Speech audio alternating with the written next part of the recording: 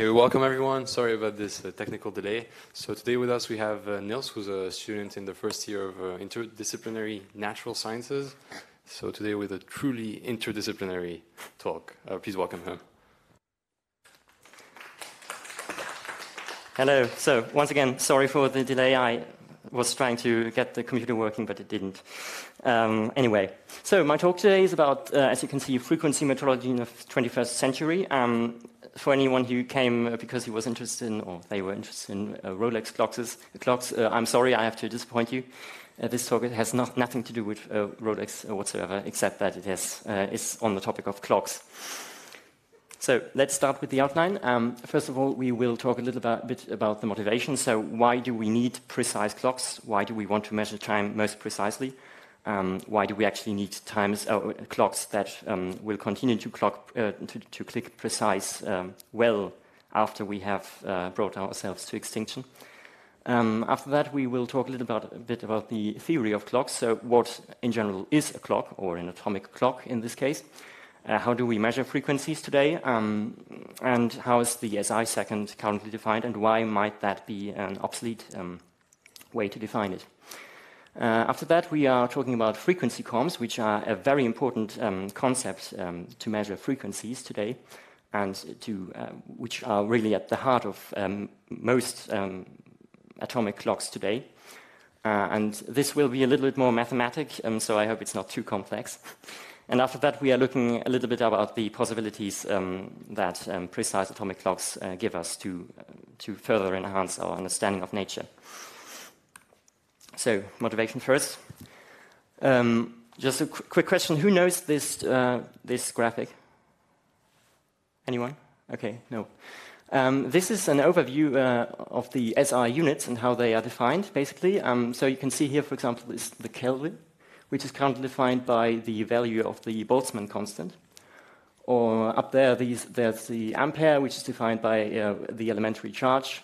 And just at the very top, we have the second, which is currently defined by a frequency called delta nu CS. So it's a frequency in the cesium. Well, in the cesium atom we have a transition which is very small. It has a very low energy, and it's got a frequency in the microwave domain. And we currently use this frequency to define the second, so we will come to that later. But what I really want you to see here is that all the different units, so the second, the meter, the ampere, the Kelvin, are all connected with each other. For example, if you look at the second and the meter, you've got a little arrow going from the second to the meter, which indicates that the meter is influenced by the definition of the second. So, for example, if you take the meter to be defined in terms of the speed of light, c, which is 299,000 somewhat kilometers per hour, as you can see, kilometers per hour or meters per second is influenced by the definition of the second. So this is really important, because we have to see that the definition of one unit can influence the definitions of other units. And in fact, the definition of the second influences nearly all SI units except one, which is the mole. So improving the definition of the second, or making it more precise, improves all the other SI units we have. And this is, of course, very important to make all measurements across the board of all possible experiments better and more precise, which we need to further our understanding. So, why are we doing this? As I said, we are improving the SI units. Also, we are just curious, and we have this idealism. We want to know things most precisely. And of course, what I'll come later to is that we can also do fundamental physics with an improved definition of the second.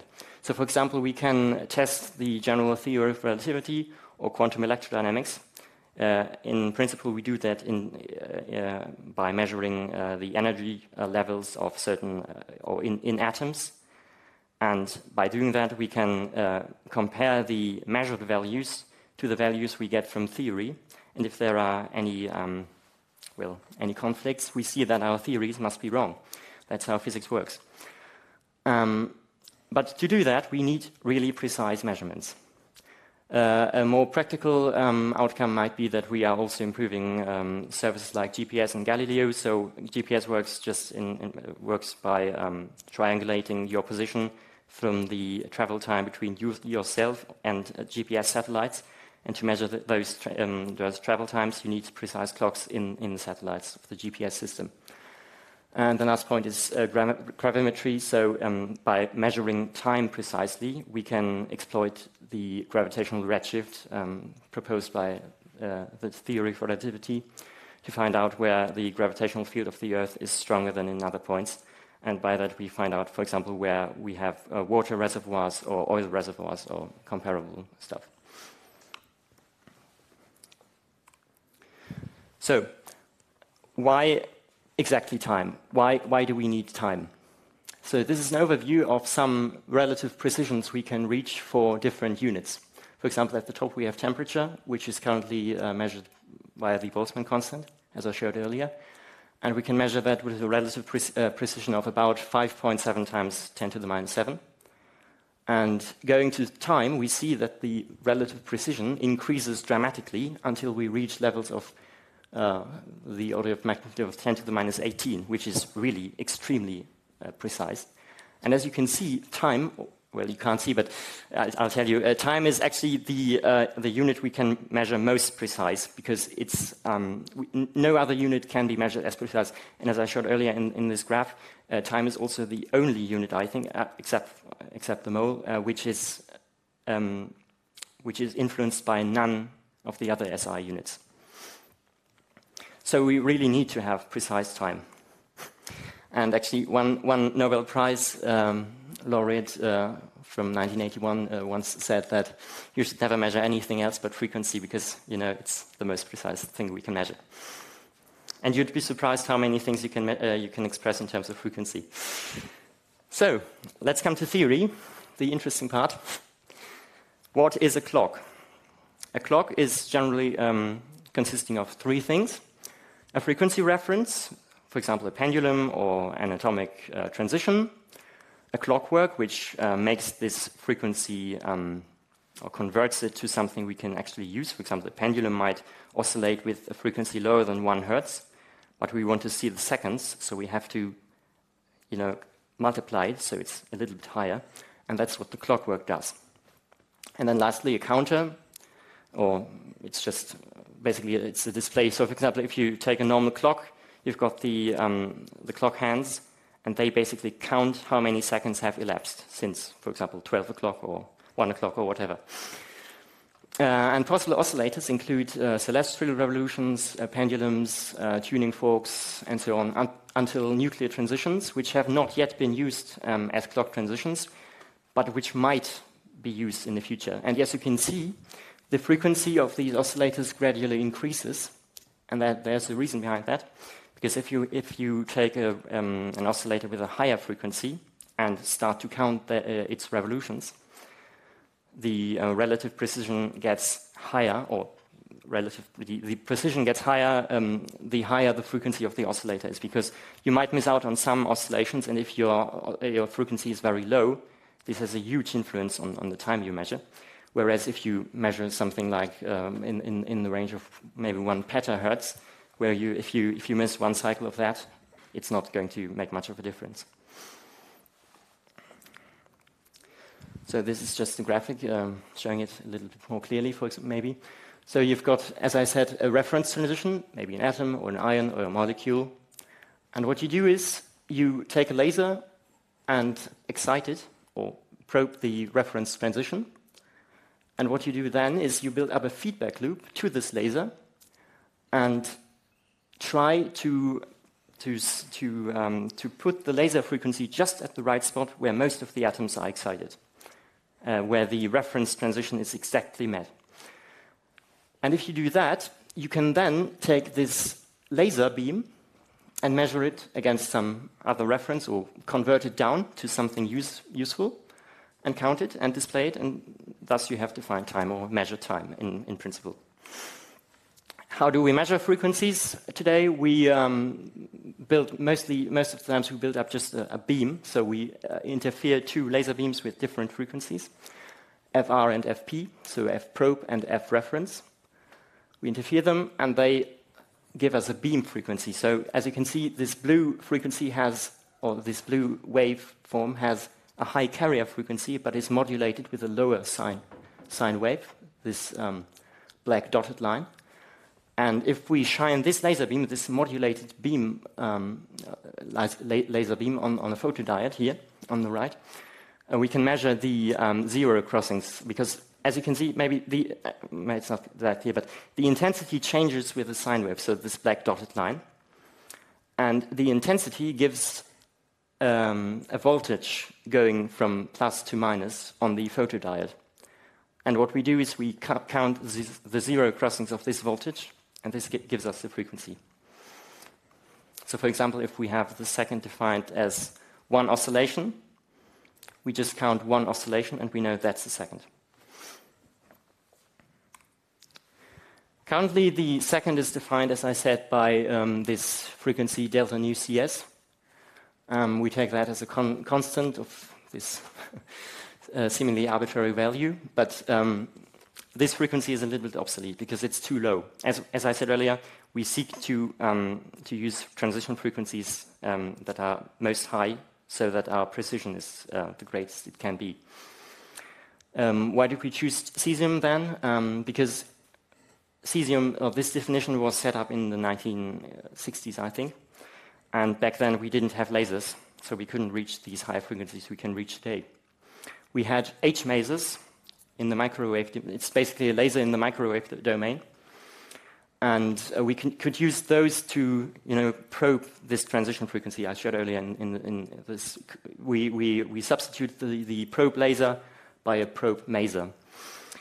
It was also chosen because it's got a relatively long half-life, so it's the frequency, it's related to theory, but the frequency of the transition is relatively small. So it's not, if you got a transition that's decaying relatively fast, you can't determine the value of the energy difference exactly.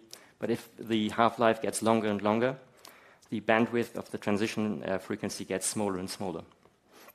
They are inversely proportional. So, as I said, this is obsolete because we can only reach precisions to 10 to the minus 16 due to this low frequency. We might miss out a cycle of this, counting this frequency, and we don't want that. So we have to seek out for new options. And we can find them in the optical domain. So this, I know it's a terrible plot because it's not got labels, but I didn't have the resources to recreate it. So as you can see here, this is just the timeline from 1960 to 2010, or the 2010s. This is relative precision, and the blue dots represent different models of cesium clocks, so using this cesium transition, which is currently used to define the second. The red dots symbolize clocks that use optical transitions, so transitions with a much higher frequency. And as you can see, around 2005, the optical clocks surpassed the precision of cesium clocks. So basically, we are currently operating cesium clocks as a definition of the second, while we could use much more precise clocks, for example, a strontium clock here, which would give us a better definition of the second by about 2 magnitudes.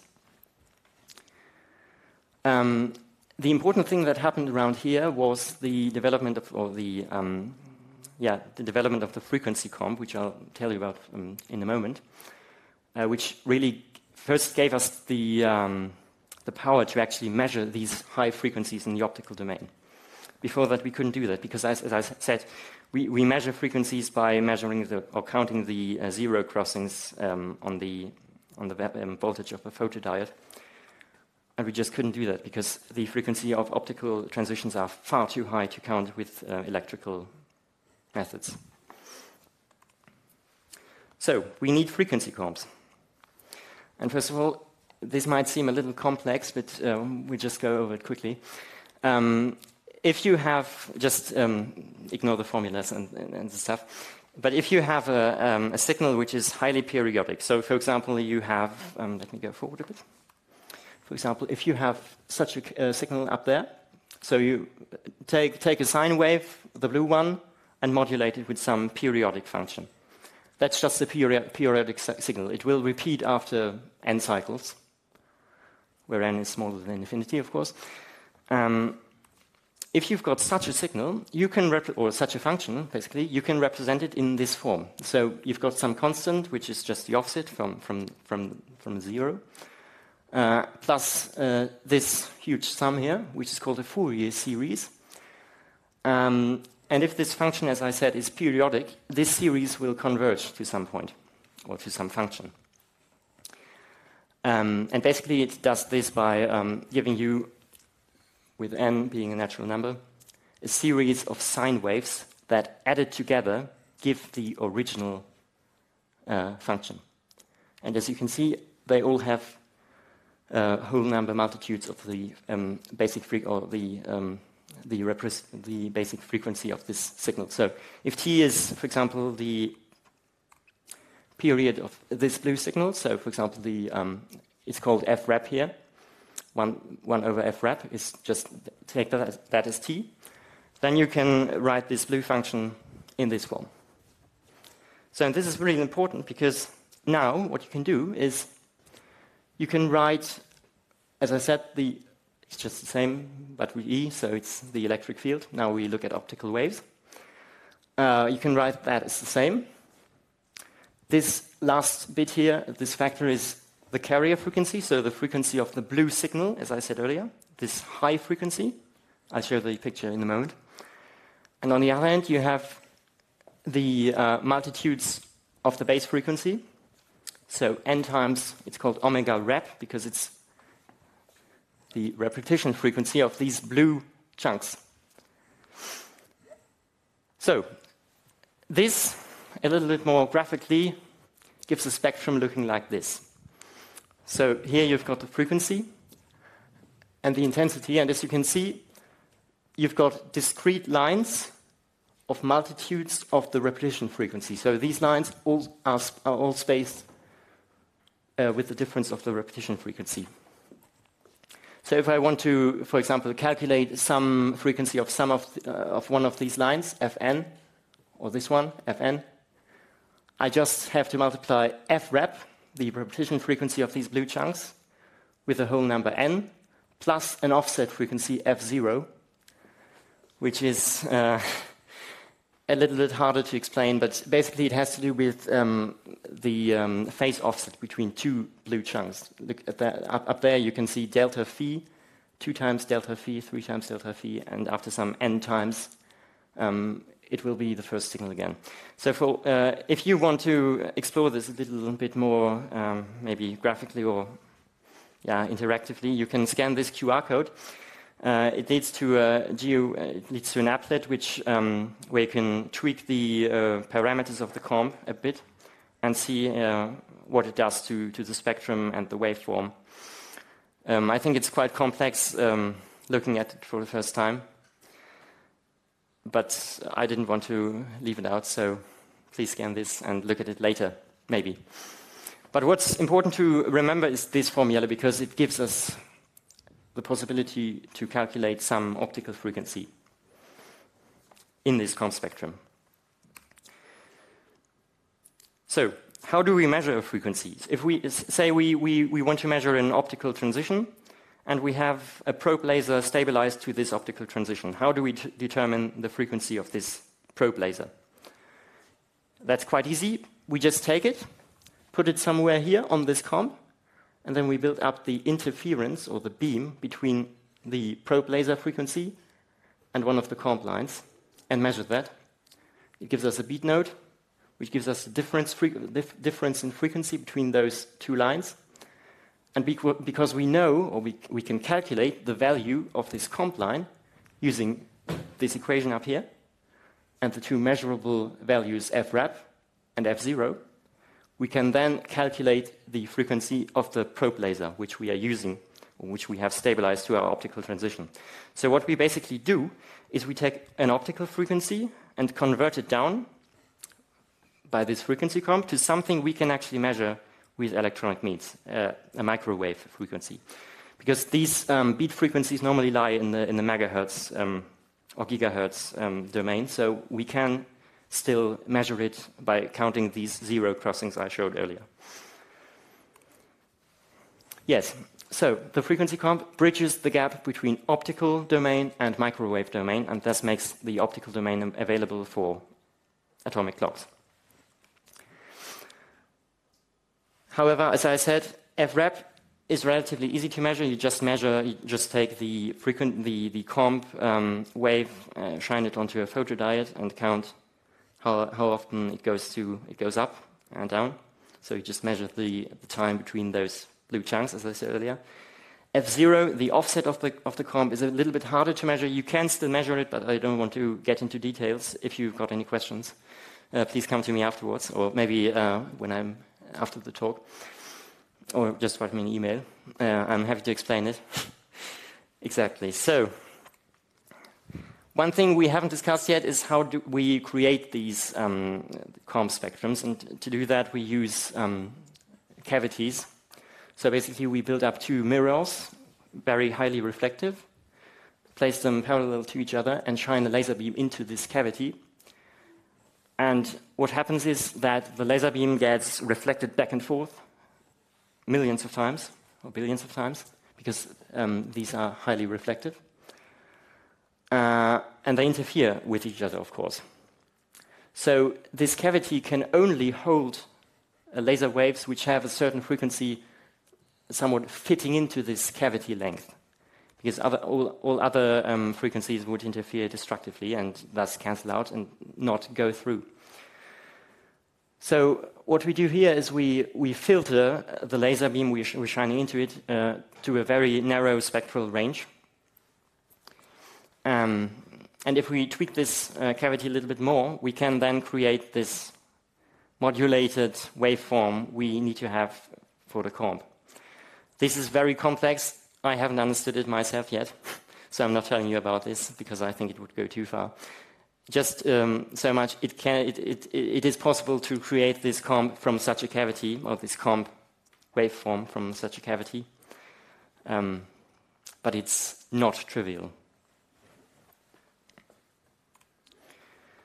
Cavities can also be used in other areas. For example, if you want to measure the length, as I said, the length is directly related to the possible wavelength that can exist inside the cavity. So if you measure the frequency of the transmitted laser light, you can indirectly measure the length of the cavity. Frequency comps are also used in other areas. For example, if you want to generate attosecond pulses or want to generate very high intensity pulses, you can do that using such a comp or such a laser which generates a comp. So now a short outlook for the end. Optical clocks can help us to, as I said, verify our current theories of the universe. They help us to understand where conflicts may lie between theory and experiment, because they are more precise than ever before. And also, what we can do then is we can probe, for example, whether dark matter exists, because some theories suggest that the existence of dark matter might influence the fundamental constants of the universe. For example, I think the fine structure constant. What these theories say basically is that if you've got dark matter present, the fine structure constant will be different from when there is no dark matter present. So by measuring the atomic transition, very precise, which is influenced by the fine structure constant, you can probe whether the fine structure constant varies over time and thus constrain your theory to certain values, and thus find out how dark matter might exist and what parameters it might have. Exactly. So that was my talk for today. Thanks for listening. Always stay curious, and if you've got any questions, please feel free to ask them now. Thank you.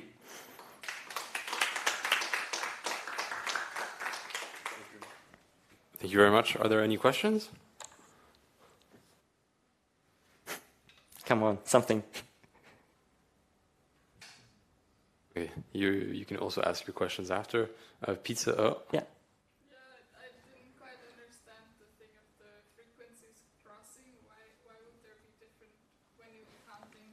Yes. Where they zero out. Why are there different waves? So the question is, why are there different ways in the F0 crossing? So,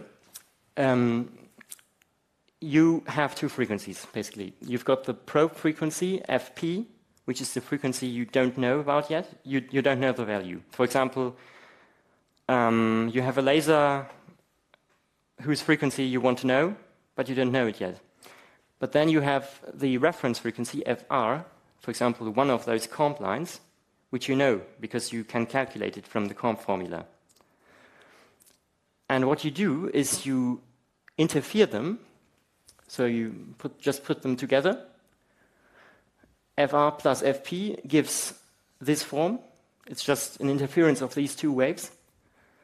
And as you can see, they oscillate with they will oscillate with a frequency, basically the frequency of the blue line.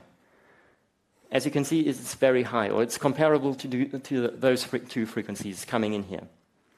It's basically the I think the arithmetic middle of the two frequencies coming in.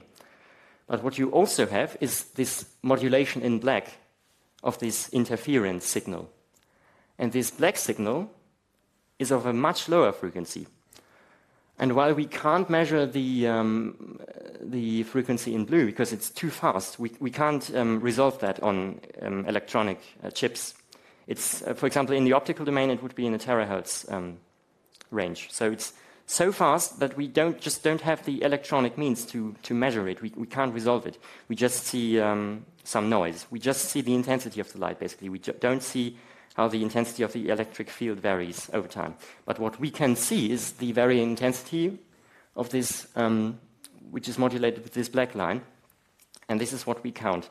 And this gives the difference in frequency because between those two input frequencies. It's called beat frequency. I don't know if you ever heard of how musicians tune their instruments. They basically use the same principle. So one of them gives the ground note, and the other one plays another note, and then they see how they interfere, and they hear how the intensity changes. This is the beat, and they then tune the instrument so that the beat frequency, so the change in intensity, becomes zero. So the difference in frequency is zero. It's the same principle. I hope this helps. Yeah. And I have another question. Yeah. I didn't quite understand whether the comb is just a formula or if it's a physical thing. So the physical thing is this waveform up here, this blue wave. This is what we get out of a comb. So we built a laser that gives us a waveform of this shape. And if we now look at the composition of this waveform, the composition in terms of the frequencies it contains. So basically we do a Fourier transform. Have you heard of a Fourier transform? Yeah, exactly. So we do a Fourier transform, and this gives us a spectrum of this form. So a spectrum consisting of these discrete lines lying exactly f-rep apart. And so we don't have, if this waveform would not be periodic, so for example, if it would change, however, then we wouldn't have these discrete lines, but we would have a continuous spectrum, which you would expect from a normal Fourier transform. But because the signal, the physical signal, is highly periodic, we can use the Fourier transform and get a spectrum of this form. And this is maybe a little bit abstract thing, but we can use this spectrum to derive this formula and to then measure the frequencies. Was that a little bit more clear? Or? Yeah, so the comb is the physical thing that gives us this wave up there. Exactly, yeah. So the comb gives us the wave up there, and the wave up there has a spectrum of this form. Okay. Yes? Just like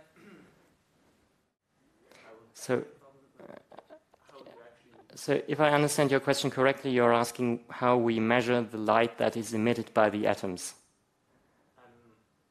yeah, like how you would set up an experiment. Yeah, so basically what you do is you put, maybe I'll go back to the slide here. Basically what you do is you put an atom or an ion or a molecule into an optical trap, and then you shine the probe laser on it. And there are ways, for example, some transition, it's quite complicated, but you can link two atomic species together so that when one transition is excited in the one atom, the other one will emit light. So basically you shine light on this atom you want to probe with the probe laser while observing the other atom and see if it emits any light at all. And if it emits light, you know that the transition is the transition frequency of the atom you want to probe is met. So what you then do, as I said, is you vary the frequency of the probe laser so that the largest possible number of atoms is put in this excited state. So you try to find the exact frequency where the transition is met. What you don't do is you don't measure the frequency or you don't really measure frequency emitted by the atoms you want to probe, but you just try to excite as many atoms as possible, and then you use the probe laser to measure its frequency to indirectly find out the transition energy. Exactly. Okay, thank you. No more questions? Okay, well, thank you very much. Pizza is going to be outside. You're all welcome to join, and see you next week. Thank you.